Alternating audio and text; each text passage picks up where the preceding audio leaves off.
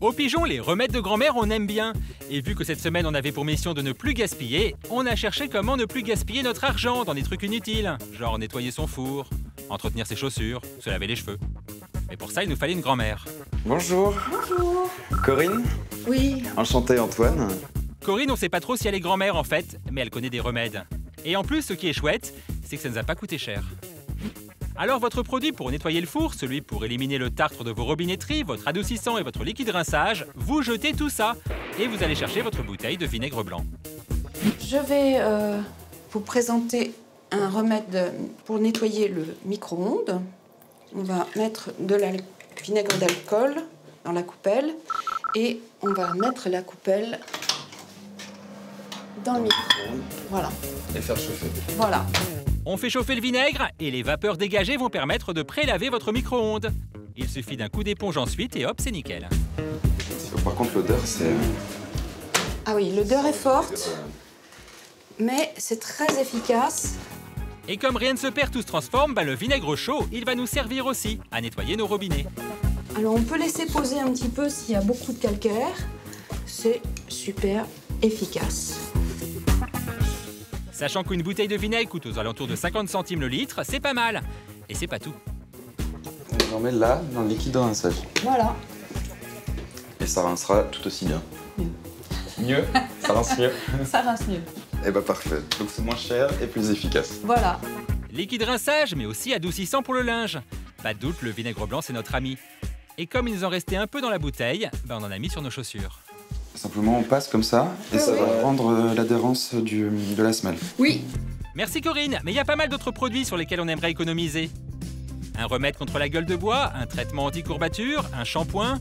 Pas besoin de tout ça, vous avez du citron, non? En lendemain de soirée, où on a un peu trop bu, il paraît qu'il y a un truc à faire avec le citron. Alors, qu'est-ce qu'on peut faire? Alors là, on va prendre du citron bio. On va prendre juste le zeste, c'est-à-dire en évitant la partie blanche. Et alors, pourquoi le zeste? C'est là où il y a en fait l'huile essentielle de citron. Sans oublier évidemment que l'abus d'alcool est dangereux pour la santé.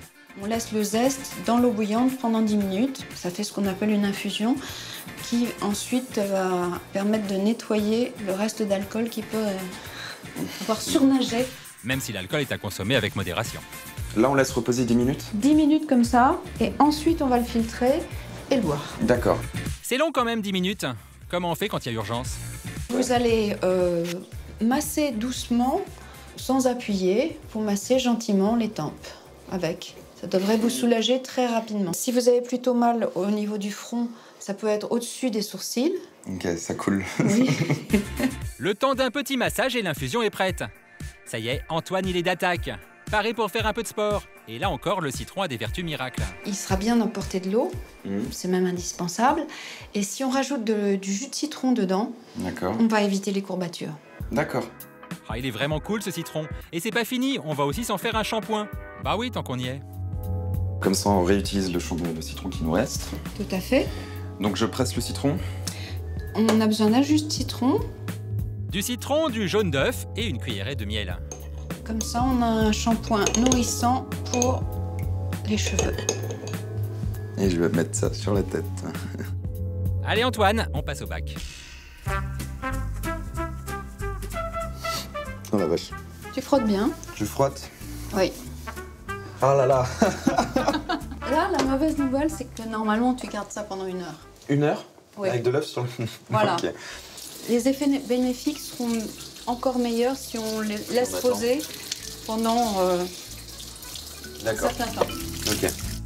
Et pour rincer tout ça, on a besoin de quoi? Du citron. C'est bien, vous suivez. On va le tiédir pour que ce soit plus agréable. Et on va rincer les cheveux avec ça. D'accord. L'effet du citron sera bénéfique pour les cheveux et pour la peau. D'accord. C'est soyeux. Je le vaux bien. On l'a bien épuisé le citron, on va passer aux légumes. Vous cherchez un produit hyper efficace pour nettoyer vos sols? Oui, on a aussi. Une pomme de terre. Alors, on va faire cuire nos pommes de terre. Ouais. Et avec l'eau de la cuisson, on va pouvoir nettoyer le sol. D'accord. Et ça marche aussi bien que les produits...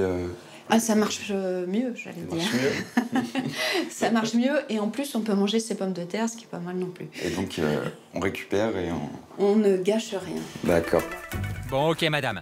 Faire cuire des pommes de terre, on connaît. On enlève quand même les germes, pas conseillé car toxiques. Et bon, on les cuit quoi.